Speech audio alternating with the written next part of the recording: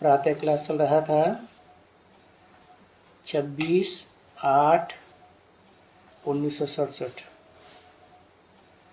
शनिवार को 8वें पेज की मध्य में बात चल रही थी। ये श्याम और सुंदर के ऊपर समझाना तो बहुत सहज है। नीचे में भी कोई जाकर के टापे के ऊपर समझा सकते हैं। नीचे माने क्या?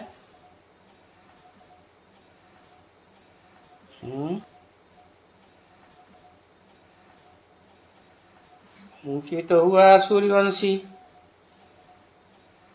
जिन्हें विष्णुवंशी कहें। उसके बाद हुआ देवता कुल, फिर उससे नीचे हुआ दैत्य कुल। तो नीचे वालों को भी कोई जाके समझा सकते हैं, परंतु यहाँ तो सारे बुद्धू की बुद्धू। यहाँ कोई में ज्ञान है नहीं। यहाँ माने कहा जहाँ बाबा वाणी चला रहे हैं, वहां बाबा के सामने ऐसे कोई बच्चे कुछ भी नहीं है जो बाहर वालों को, नीचे वालों को, नीची स्टेज वालों को समझा सके। बाकी बाप तो समझाते रहते हैं, सर्विस के लिए ऐसे ऐसे सर्विस करो, कैसे समझाना चाहिए। बाप तो ऐसे ही समझाएंगे ना। बच्चों को लौकिक बाप तो ऐसे समझाते हैं ना। बच्चों को समझाते हैं कि अच्छे गुण धारण करो, बाप का नाम बाला करो, घर का नाम बाला करो, अपने कुल का नाम बाला करो। देखो, कुल भी तो होते हैं ना। अब तुमको मालूम पड़ा कि हम किस कुल के हैं? मालूम पड़ा है या नहीं मालूम पड़ा? किस कुल के हैं?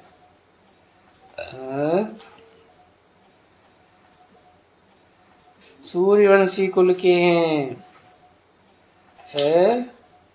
हम कोई देवता कुल के नहीं हैं। देवता तो सूर्य है, जो ज्ञान सूर्य है, उससे भी नीचे होते हैं।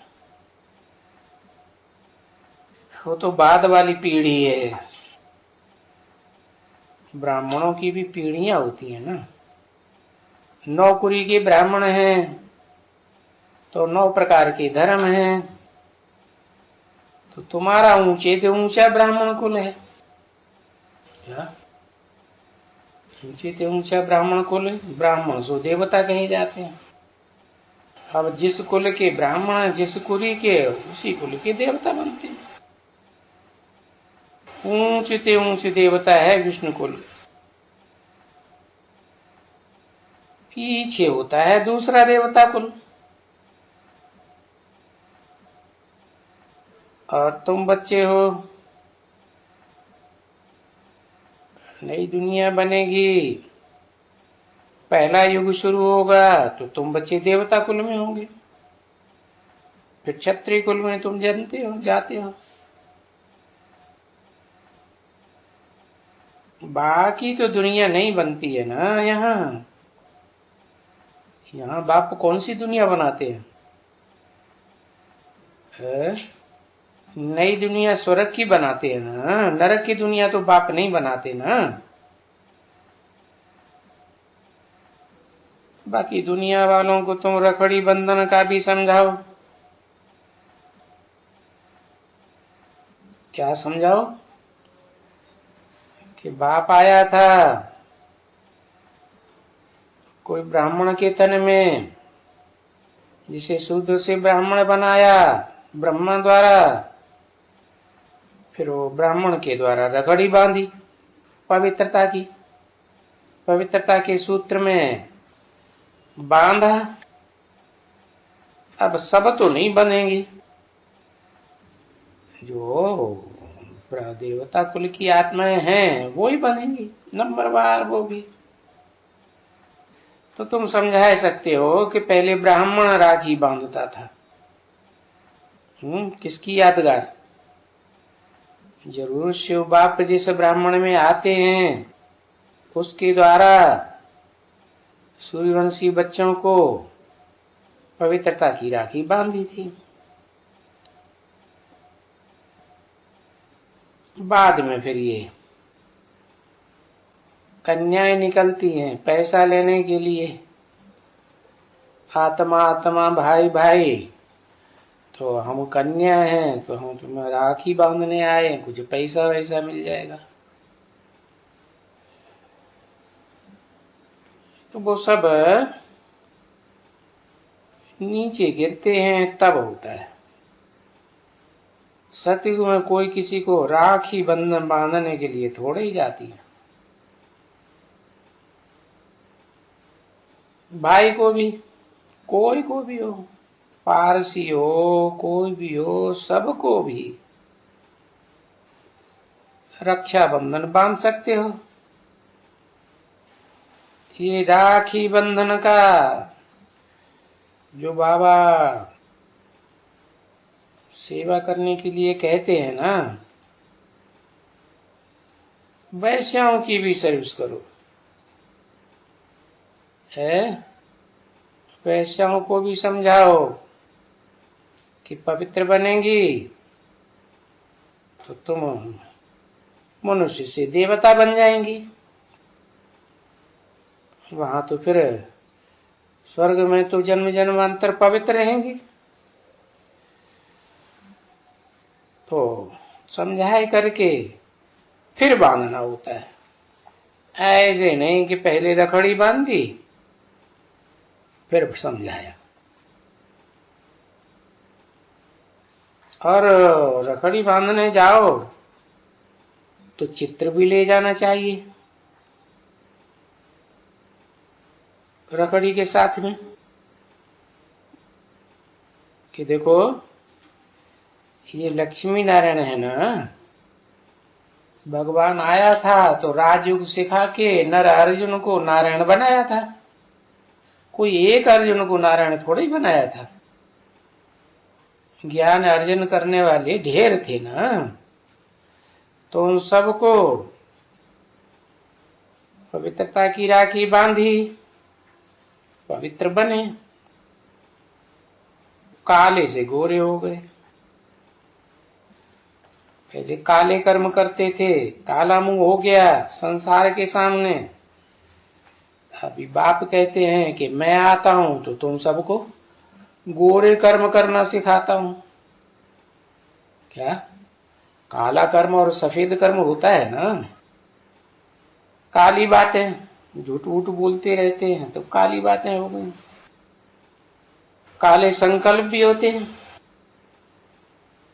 अच्छे शोभावना के संकल्प भी होते हैं, गोरे संकल्प। देखो ये रखड़ी बांधने से पवित्रता की राखी की यादगार है, तुम गोरे बन जाएंगे। अभी तो तुम काली हो गई, संसार में तुम्हारा काला मुंह देखते हैं। ये तो नहीं समझते कि ये कोई गोरा बनाती हैं, देवता बनाती हैं।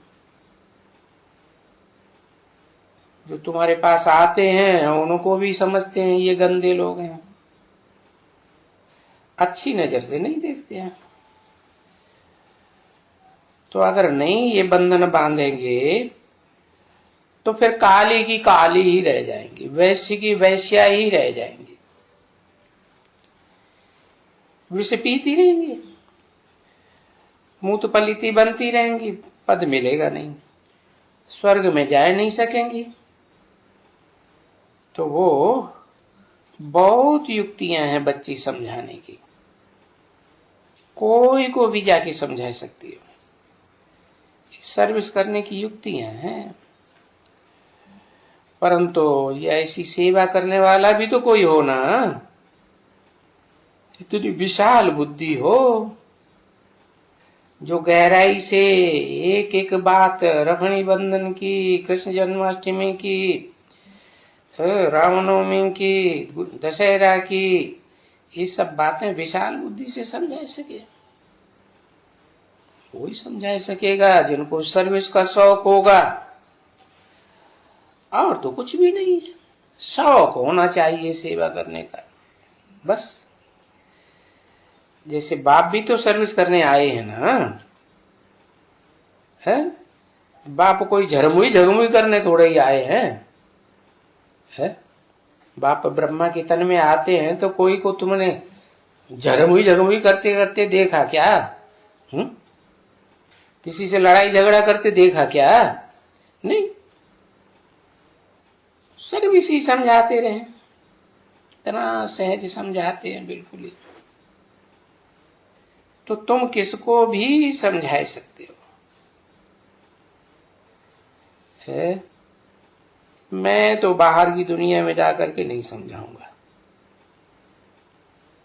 है? मैं किसको समझाता हूं, है?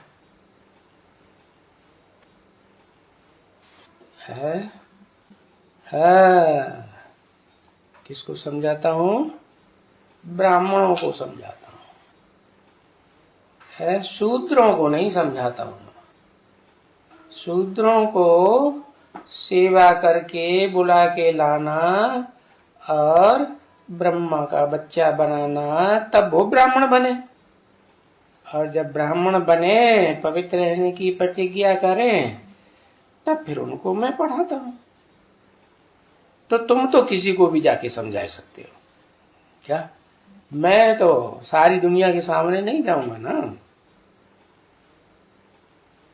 और तुम जाओगे तो कोई रखड़ी बंधन के लिए जाओगे, समझाने के लिए जाओगे, जन्माष्टमी की बात, दशहरे की बात, तो कोई नाराज भी नहीं होगा, बिल्कुल नाराज नहीं होगा। हाँ, तो तुम ये जब समझाएंगे ना कि इस दुनिया में कोई मनुष्य मात्र नहीं है जो किसी की सदगति कर सके। हजारों साल से हिस्ट्री रखी हुई है मनुष्यों की, कोई मनुष्य ऐसे निकला जिसने कोई की सदगति की हो? कोई की सदगति नहीं हुई। भाई एक भगवान ही है जो आकर के मनुष्य को देवता बनाते हैं, सदगति करते हैं। मनुष्य तो किसी का सदगति नहीं कर सकते। क्यों नहीं कर सकते? है क्योंकि उनका नाम ही है मनुष्य। मनुष्य माने मनु की औलाद। मनु ने क्या किया? उसका मनुआ बहुत चलता था, मन बहुत तीखा दौड़ता था, कभी इधर की बात कभी उधर की बात, एक जगह जैसे घोड़ा होता है बिना लगाम का, इधर उधर दौड़ता ही रहता है। तो ऐसे ही तो मनु की औलाद हो गए, मनु ब्रह्मा को कहा जाता है। तो गड्ढे में ले जाएगा। अगर घोड़े को बुद्धि की लगाम नहीं होगी तो क्या करेगा? गड्ढे में ले जाता है। तो उनकी औलाद जो हुए मनु की, वो मनुष्य कहे गए। तो इस दुनिया में कोई भी मनुष्य मात्र किसी का सदगति नहीं कर सकता, कोई भी धर्म का हो। क्या सारी दुनिया के ऊपर अपना वर्चस्व जमाने वाला हो, लेकिन वो भी किसी की सदगति नहीं कर सकता। किसके ऊपर भी नहीं सदगति कर सकता। एक दो के ऊपर रहम कर ही नहीं सकते हैं तो सदगति क्या करेंगे? ये तो सिवाय एक बाप के कोई रहम दिल नहीं है? क्यों? एक बाप में ऐसी क्या खास बात? उस बाप को अपना रथ शरीर है ही नहीं। जिनको रथ होता है उनको स्वार्थ रहता है, स्वार्थ की पूर्ति होगी तो फिर रहम करेंगी, और स्वार्थ की पूर्ति नहीं होगी और किसी ने थोड़ी गलती कर दी तो बच्चड़ बैठेंगे, गुस्सा आ जाएगा, हिंसा करने लग पड़ेंगे। तो एक बाप ही है तो सारी दुनिया के ऊपर रहम करता है। उस एक बाप के सिवाय और दुनिया में रहम दिल कोई है ही नहीं। तो एक की जो महिमा करने वाले हैं तो उस महिमा को सुन करके कौन नाराज होगा? कोई होगा? कोई नाराज नहीं होगा। परंतु फिर उनको समझाना है कि एक कौन, कौन भगवान, कौन खुदा, कौन हेवनली गॉड फादर? तो कहेंगे निराकार, क्योंकि सब धर्म वाले निराकार को मानते हैं। भारत में भी निराकार को मानते हैं, भले साकार को भी मानते हैं, लेकिन निराकार को भी मानते हैं। तुलसीदास ने लिख दिया, सगुण अगुण नहीं कछु भेदा, उभय हरे भव संभव खेदा। चाहे सगुण साकार हो, क्योंकि साकार में ही गुण अवगुण होते हैं। निराकार तो निर्गुण होता है, उसमें तो कोई गुण नहीं। तो बताया कि एक जो है उसको पहचानेंगे कौन? उस निराकार को। आत्मा भी तो निराकार है, कब पहचानी जाती है? आत्मा निराकार गर्भ में जो बच्चा होता है उसमें प्रवेश न करे तो कोई पहचान होगी नहीं। आत्मा तो निराकार ज्योति बिंदु, जैसे शिव ज्योति बिंदु, उसके बच्चे आत्माएं भी ज्योति बिंदु। तो जब तक शरीर धारण न करे तब तक आत्मा भी निर्गुण, और उनका बाप जो सुप्रीम सोल है वो भी निर्गुण। तो उसको पहचानने की बात नहीं होती। पहचाना किसको जाएगा? जब शरीर धारण करेगा तो पहचाना जाएगा। तो ऐसे ही वो सुप्रीम सोल बाप बल निराकार है, परंतु जैसे और मनुष्य आत्माएं भूत प्रेत होते हैं ना, बन जाते हैं, पाप करते हैं तो भूत प्रेत भी बनते हैं। और इस दुनिया में तो ऐसा कोई है ही नहीं जो पाप न करता हो।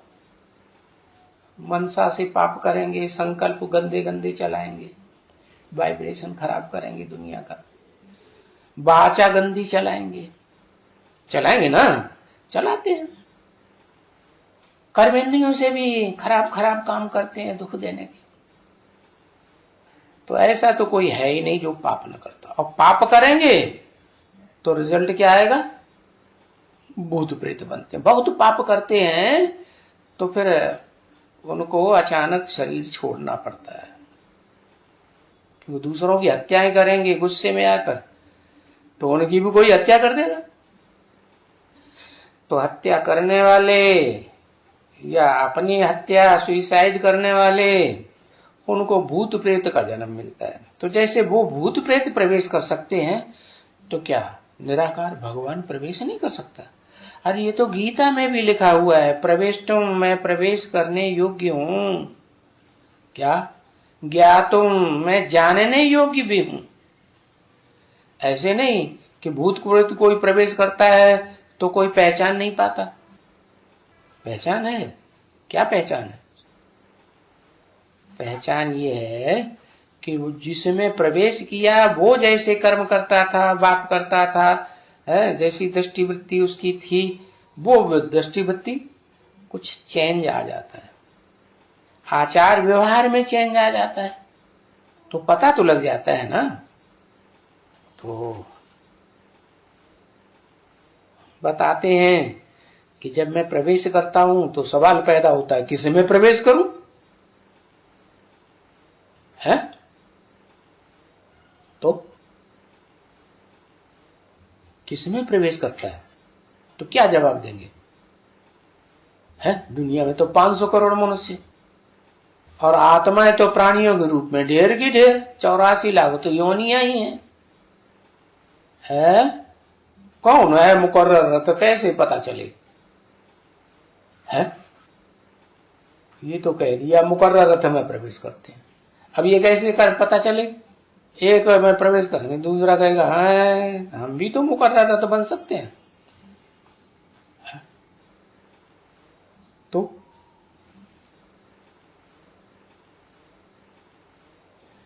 है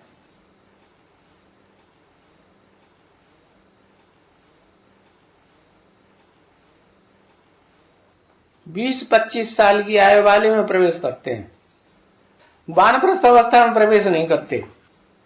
अरे ये क्या बोल दिया? अनुभवी तन में प्रवेश करता है या छोटे बच्चे में प्रवेश करेगा? छोटे बच्चे में प्रवेश करेगा या कम अनुभवी में प्रवेश? बूढ़ा ज्यादा अनुभवी होता है कि कम उम्र वाला ज्यादा अनुभवी होता है? बुढ़ापे पे आ जाते हैं, जिंदगी देखी हुई है तो उसमें ही प्रवेश करते हैं। लेकिन ऐसे तो दुनिया में बहुत है ना, ऐसे ऐसे 60 साल के तो बहुत हैं, बूढ़े बूढ़े लोग बहुत हैं। तो उनके प्रवेश करने का वो कुछ नियम है, कानून है? कोई नियम कानून नहीं, जिसको चाहेंगे उसी में प्रवेश कर जाएगा। अरे नहीं, धर्म पिताएं आते हैं तो जितना ऊंच धर्म पिता होगा उतने ही ऊंचे रथ में प्रवेश करेगा। क्या नियम है ना, बताया ना कि जो सेकंड नारायण है सतयुग का, उसमें दुनिया का सेकंड नंबर का धर्म पिता प्रवेश करता है। थर्ड नारायण है, उसमें थर्ड नंबर का धर्म पिता प्रवेश करेगा। फोर्थ क्लास नारायण है तो फोर्थ नारायण में प्रवेश करता है। जैसे हर धर्म की डायनेस्टी चलती है ना, ऐसे ही देवताओं की भी डायनेस्टी चली है।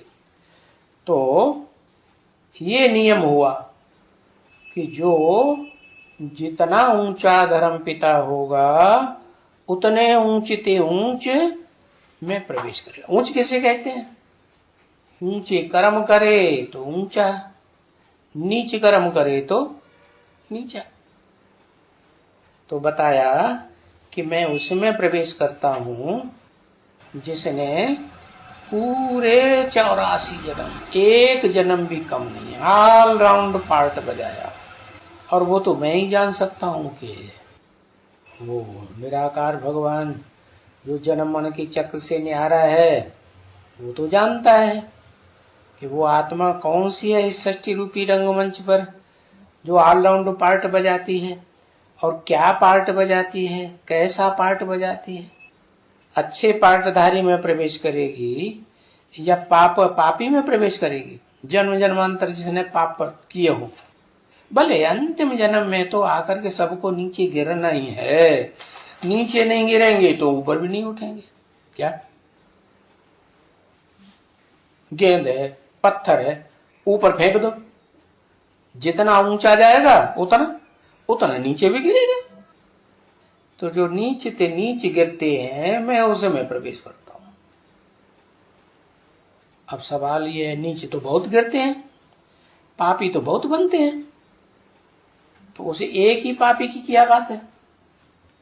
हिसाब ये है कि कोई तो संग के रंग से पापी बनते हैं क्या, और कोई है ही पापी। जैसे बिच्छू है, वो क्या करेगा? वो तो उसको जिसके पास पहुंचेगा वो तो डंग मारेगा। सांप है, कितना भी उसको दूध पिलाओ पालो, मौका लगेगा उसके ऊपर कहीं गलती से भी उंगली या पांव रख गया और फट से काट लेगा, जोर से क्रोध आ जाता है। तो क्या नियम क्या हुआ? कोई नियम कानून हुआ ना? नियम कानून ये हुआ, जैसे माताएं होती हैं तो माताएं बच्चे जब बड़े हो जाते हैं, होशियार हो जाते हैं, तो उनके संग के रंग में आती हैं, रंगती हैं या नहीं रंगती है? रंग जाती है ना। सुनी सुनाई बातों में माताओं को जैसे बहुत विश्वास हो जाता है ना, बच्चों की बात पे तो और ज्यादा विश्वास हो जाता है। तो ऐसे ही वो उसमें प्रवेश करता है जिसका नाम रखता है ब्रह्मा। और ये तो प्रसिद्ध है भारत में कि 4 मुखों वाला ब्रह्मा, 5 मुखों वाला ब्रह्मा, माने 4-5 नाम के नामधारी कोई हुए हैं ब्रह्मा के रूप में, तो उनमें जो अव्वल नंबर ब्रह्मा है उसी में प्रवेश करेगा।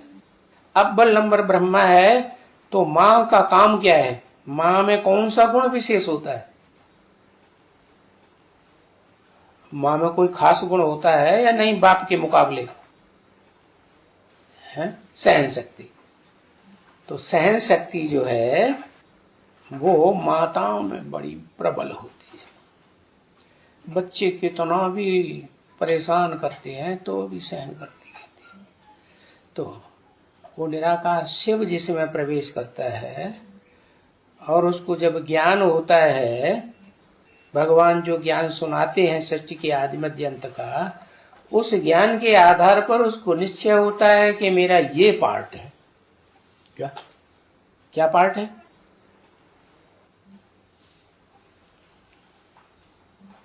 क्या पार्ट है खास?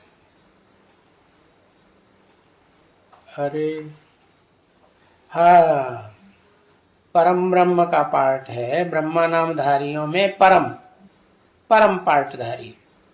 तो फिर वैसा काम भी करना। नाम क्यों रखा? नाम इसीलिए रखा कि वैसा काम करके दिखाए, है ना। आज की कलयुग की दुनिया में तो नाम कुछ और है और काम कुछ और होते हैं। ये तो है ही तमो प्रधान दुनिया है। वो कहते हैं ना,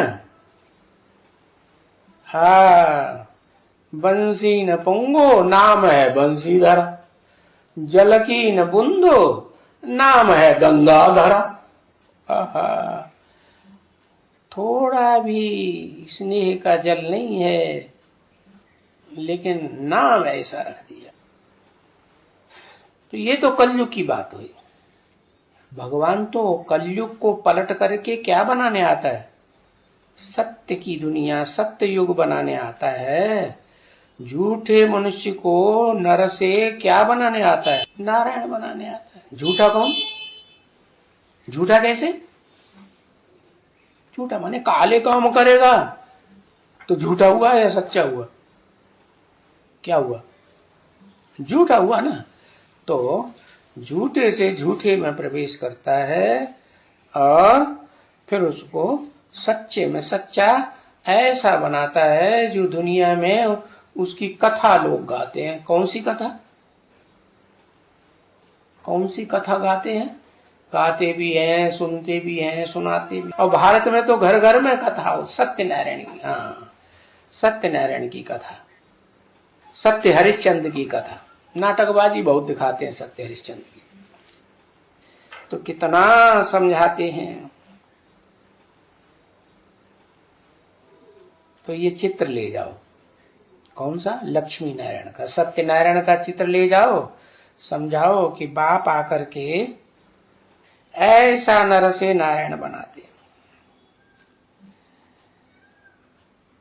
एक की महिमा करेंगे कि वो एक बाप आते हैं और एक मनुष्य तन में प्रवेश करके, मुकर्रर रथ में प्रवेश करके उसको नर से नारायण बनाते।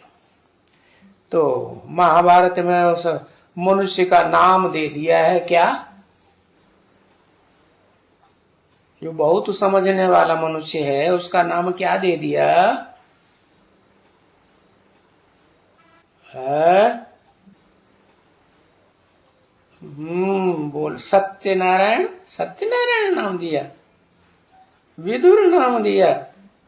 अरे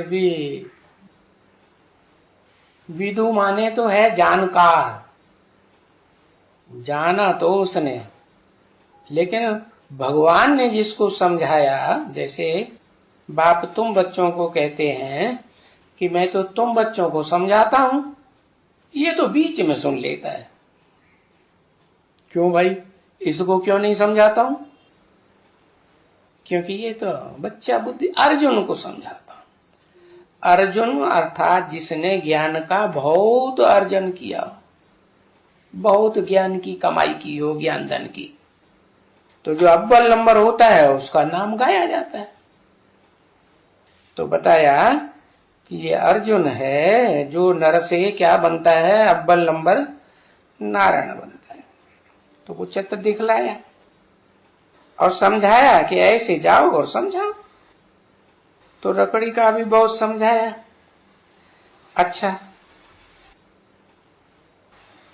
रखड़ी का वो बंधन नहीं है जो हाथ में धागा बांध देते हैं। उसका क्या मतलब है? भक्ति मार्ग में तो स्थूल बातें करते रहते हैं। मतलब क्या है हाथ में धागा बांधने का? है स्नेह का धागा, पवित्रता का धागा। स्नेह भी कैसा है? बटा हुआ स्नेह। कहते ना, इस दिल के टुकड़े हजार हुए, कोई यहां गिरा इस जन्म में, कोई वहां गिरा। आप बताओ, वो सच्चा स्नेह होगा? वो सच्चा स्नेह तो नहीं हुआ। ऐसा धागा बांधना है कि वो स्नेह का धागा एक को प्यार करने वाला बने। जैसे तुम बच्चों को समझाएगा एक शिव बाबा, दूसरा न। तो ये रखड़ी का बंधन नहीं है कि जो धागा बांध दिया। और कहां बांध दिया? हाथ में बांध दिया। हाथ में धागा बांधने से क्या होगा? कुछ होगा क्या? अरे हाथ माने बुद्धि रूपी हाथ। क्या? बुद्धि जो है वो हाथ का काम करती है। जैसे बुद्धि से कोई बात कैच की जाती है ना, समझी जाती है ना, कैच की जाती है। ऐसे ही हाथ से भी कोई चीज पकड़ी जाती है, होता है ना। तो हाथ में धागा बांधते हैं। तो ये कोई रखड़ी का बंधन नहीं है कि स्थूल धागा ले लिया, स्थूल हाथ ले लिया और उसमें बांध दिया, नहीं। और वो भी धागा दाएं हाथ में बांधते हैं या बाएं हाथ में? दाएं हाथ। क्यों दाएं हाथ में क्यों बांधते?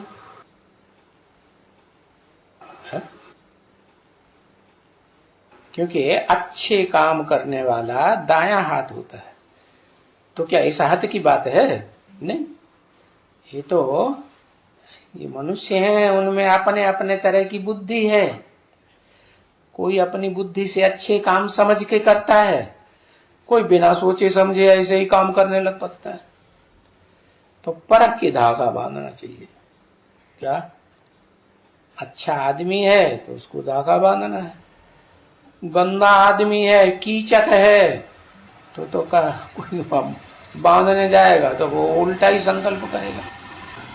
तो इस धागे की बात नहीं है, इस हाथ की बात नहीं है। सीधे साधे व्यक्ति की बात है, परख करके बांधने की बात है। तो भी बंधन तो है ना राखी का, वो जा करके बांध तो सकते हैं ना। चलो जाओ, तुम रखड़ी बंधन में बांधने के लिए जाओ। अरे भाई अभी तो रखड़ी बंधन नहीं है, अभी जाने की बात नहीं। 26/8/1967 की वाणी का 9वां पेज। अरे रखड़ी बंधन का अर्थ समझना ना, क्योंकि रखड़ी कोई रोज थोड़ा ही बांधी जाती है।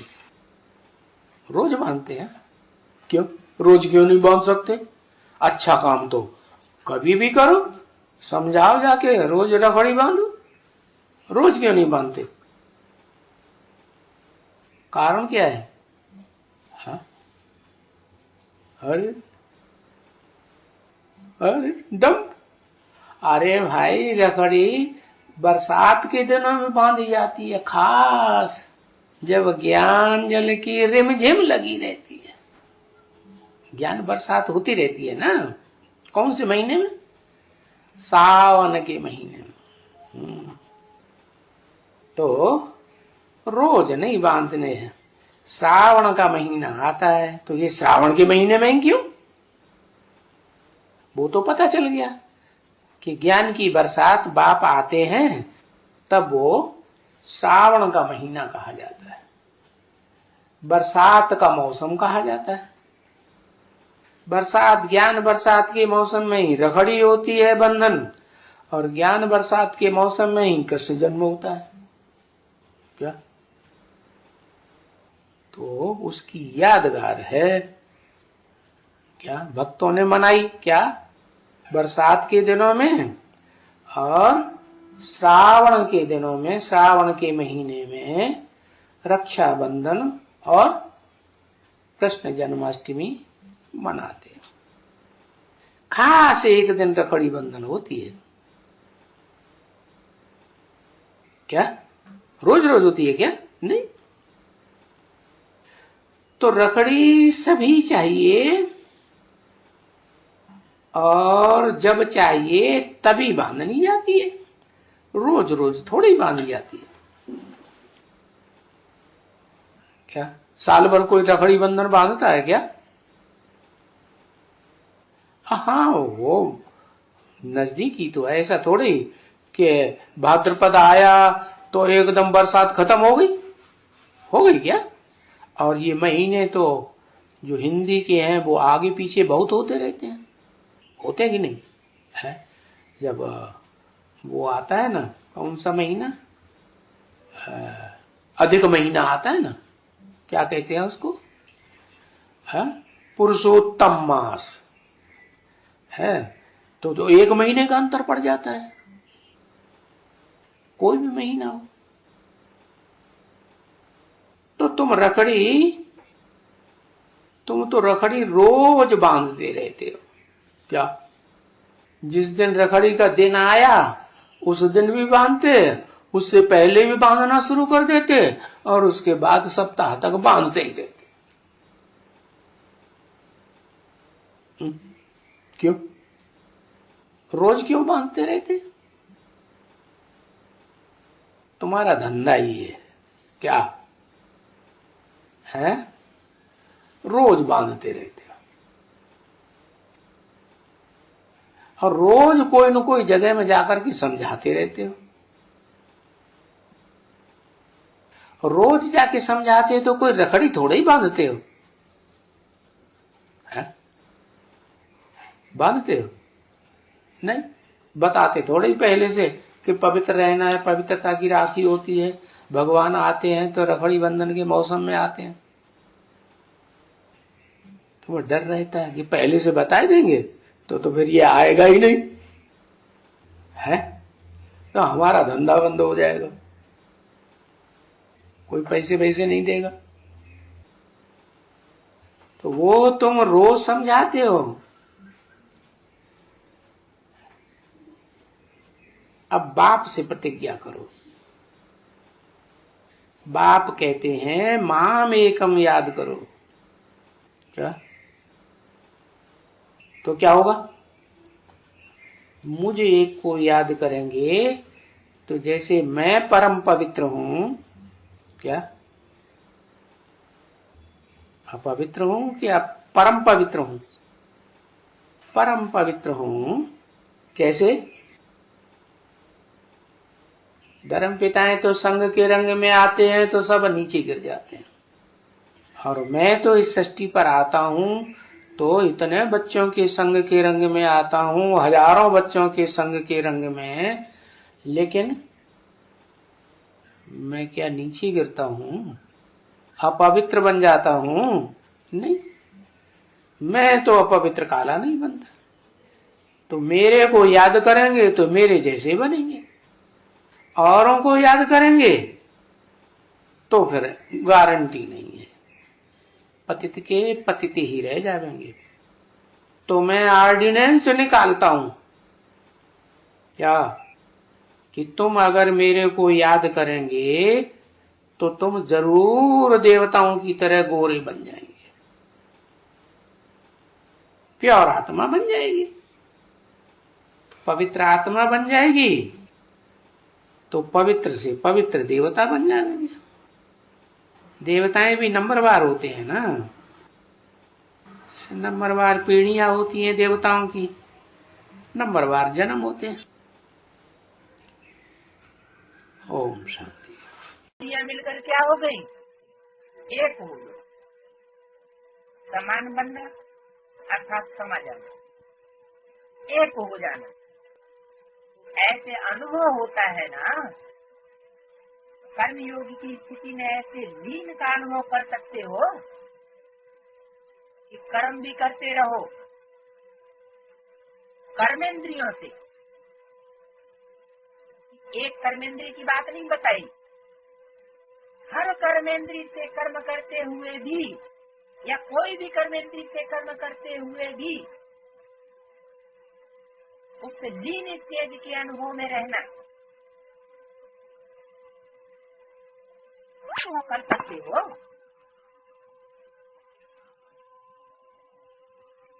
अलग बैठ कर लीन हो सकते हो क्या? कर्मेंद्रियों के कर्म से अलग होकर बैठ जाना और फिर लीन स्टेज का अनुभव करना। हम है आत्मा बिंदु और शिव बाबा कहते हुए तब तक तो स्टेज का अनुभव है, उसमें भी तो नंबरवार। कर्मयोगी की स्थिति में ऐसे लीन क्या समझते हो? कर्मयोगी की स्थिति में ऐसे लीन हो सकते हो कि नहीं हो सकते हो? कर्मयोगी माना कर्म भी करना और योग युक्त भी रहना। ऐसे नहीं कर्म को अलग कर दिया और योग को अलग कर दिया। जब कर्म कर रहे हैं तो बस कर्म ही कर रहे हैं, फिर सब भूल गया। और योग कर रहे हैं तो कर्म अलग हो गया। कर्म और योग को जुदा तो नहीं कर देते, कर्म और योग की प्रवृत्ति में रहते हो, क्योंकि हमारा मार्ग ही कौन सा है? प्रवृत्ति मार्ग।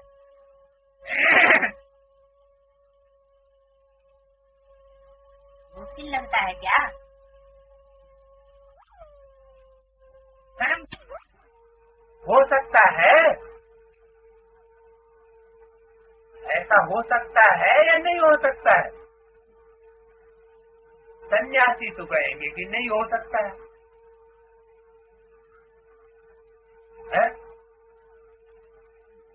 घर गृहस्थ के कर्म जंजाल में रहते हुए भी, कर्मेंद्रियों से प्रवृत्त होते हुए भी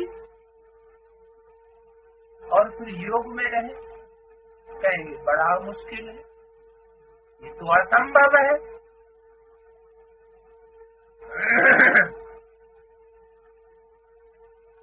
कर्म करने के लिए नीचे नहीं आना पड़ेगा क्या? बुद्धि से नीचे नहीं आओगे क्या? कर्म करते हुए भी लीन रह सकते हो या नहीं? इतने होशियार हो गए हो?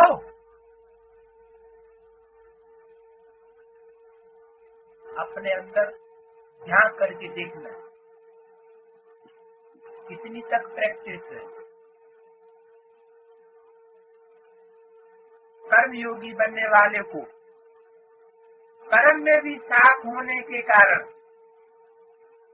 एक्स्ट्रा मदद मिल सकती है और आत्माओं के मुकाबले, क्योंकि एक से दो हो गए तो काम बट जाएगा ना, है? तो दूसरी आत्मा भी कर्म करने का जो बोझ है क्या करेगी? बटा लेगी। अगर एक काम कोई एक करे और दूसरा साथी बन जाए तो वो काम सहज होगा या मुश्किल होगा? एक और एक दोनों को मिला दो, साथ साथ रख दो तो कितने हो जाएंगे? 11 हो जाएंगे। 11 गुनी ताकत हो जाती है। और यहाँ तो पता नहीं कितनी गुनी ताकत।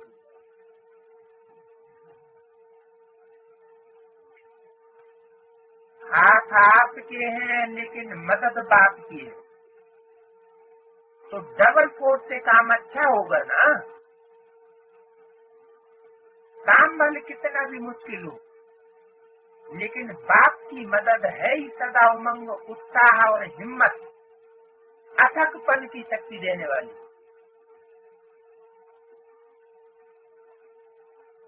जिस कार्य में उमंग, उत्साह व अथकपन होता है वो कार्य सफल जरूर होता है।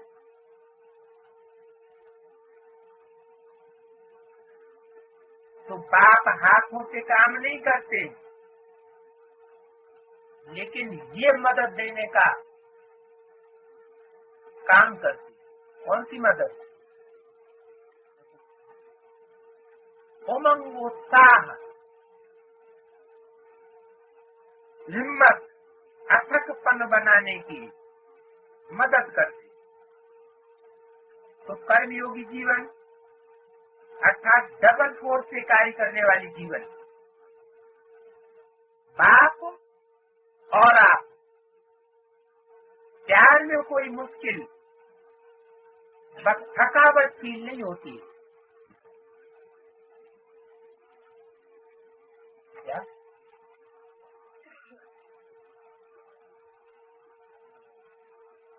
प्लांट शुरू कर दे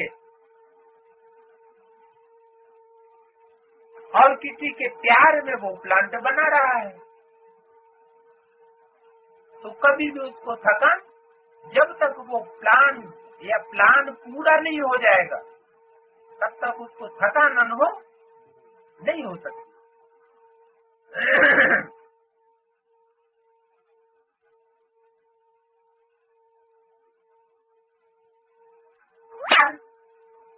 अर्थात सब कुछ भूल जाना, कैसे होगा, क्या होगा, ठीक होगा, बात नहीं होगा, ये सब भूल जाना, जैसे हुआ ही पड़ा। जहाँ परमात्मा की हिम्मत है, कोई आत्मा की हिम्मत नहीं है, तो जहाँ परमात्मा हिम्मत है, मदद है, वहाँ निमित्त बनी आत्मा में हिम्मत आ ही जाती। और ऐसे साथ का अनुभव, मदद का अनुभव करने वाले के संकल्प सदा क्या रहते हैं? नथिंग,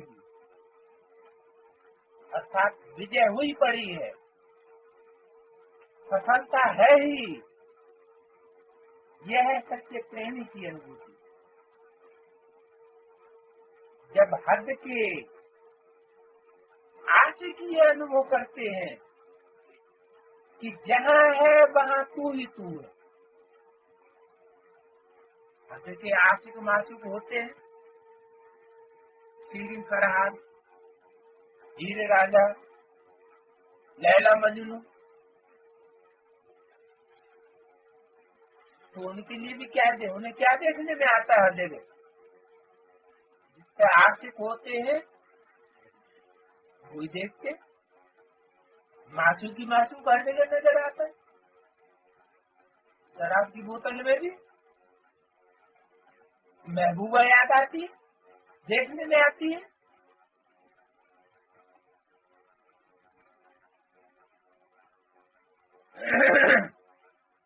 वह सर्वशक्तिवान नहीं है, लेकिन बाप सर्वशक्तिवान। कौन सर्वशक्तिवान नहीं है? जिसे महबूबा को वो बोतल में देखते हैं, वो महबूबा सर्वशक्तिवान नहीं है, लेकिन बाप सर्वशक्तिवान है।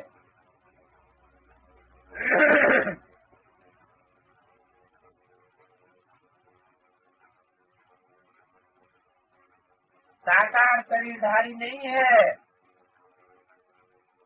लेकिन जब चाहे, जहाँ चाहे,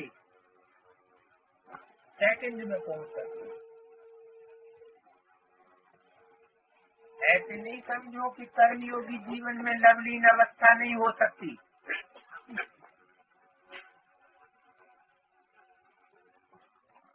ये सन्यासियों का प्रभाव हो गया गृहस्थी जीवन में। देवताएं तो गृहस्थी थे ना, उन गृहस्थी देवताओं के जीवन में सन्यासियों का प्रभाव हो गया। जो सन्यासी परम धाम में पड़े रहने वाले, कोई कम कोई ज्यादा, तो प्रभाव से प्रभावित हो गए। इसलिए ऐसा समझते क्या कि कर्म में रहते हुए योगी नहीं हो सकते।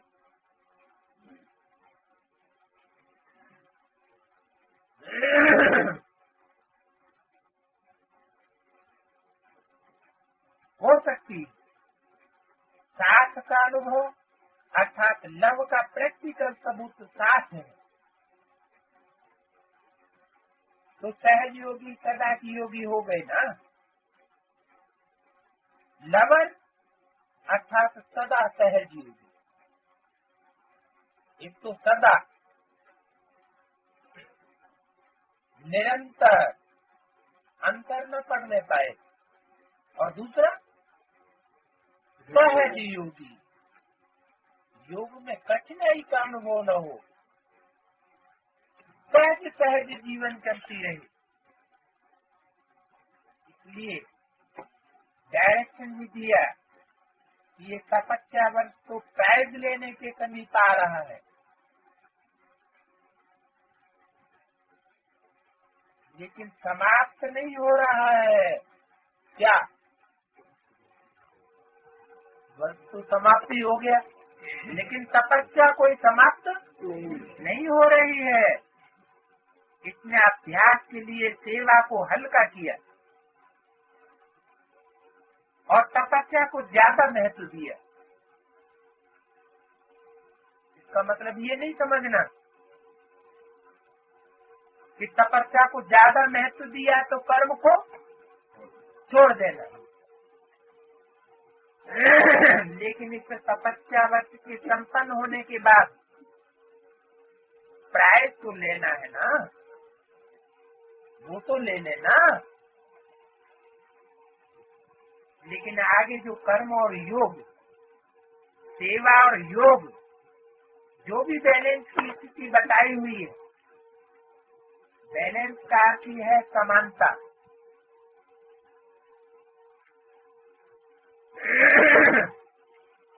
याग, तपस्या और सेवा, ये समानता। तपस्या वर्ष में क्या हुआ? तपस्या ही तपस्या रह गई।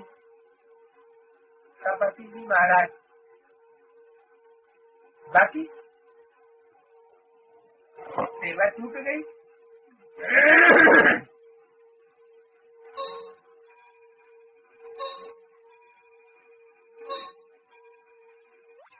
हो कि तपस्या तपस्या तपस्वी देखने में आए सिर्फ, और याद तो आई नहीं। जो होनी चाहिए सहज याद, निरंतर याद। अनुभव फिर भी ये हुआ कि हाथ पांव बांध के बैठे हुए हैं। कोई एक टांग पे बैठे रहते, जैसे कोई उल्टे लटके रहते।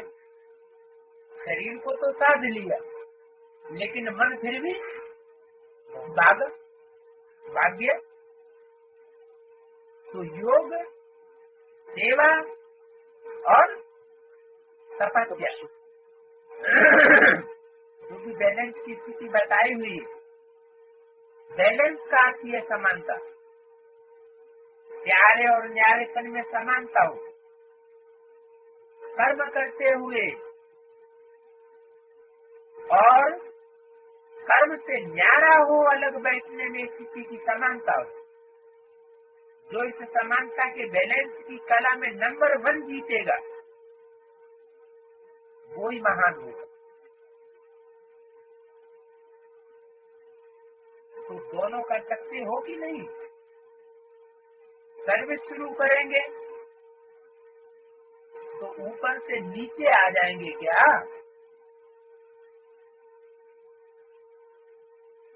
ये वर्ष तो पक्के हो गए ना। अभी बैलेंस रह सकते हो या नहीं रह सकते हो? इस वर्ष में योग में पक्के हो गए कि नहीं हो गए? कर्म में तो समझते थे कि सेवा में हम पक्के हैं, कर्मणा सेवा में, लेकिन योग नहीं रहता। ये खास तपस्या वर्ष, इसमें पक्के तो हो गए कि नहीं हो गए? अब तो तपस्या वर्ष मना लिया तो पक्के हो गए होंगे। तो अब तो कर्म और योग दोनों में तो क्या होना चाहिए? तो दोनों में पक्के हो जाने चाहिए।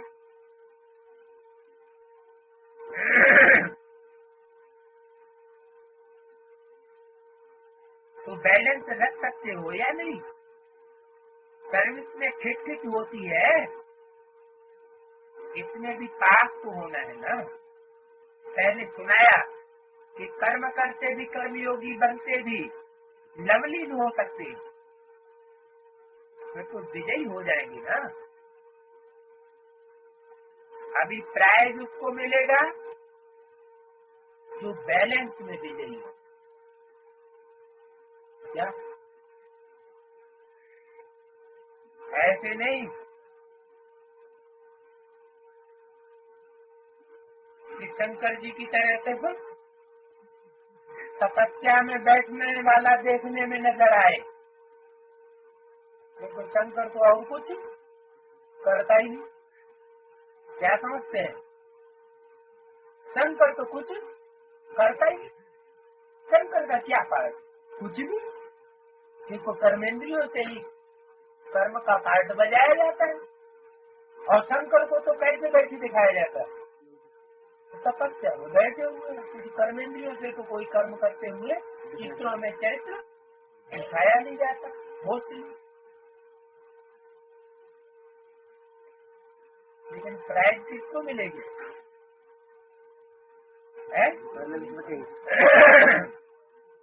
हाँ, जो कर्म और योग दोनों में बैलेंस रखेगा।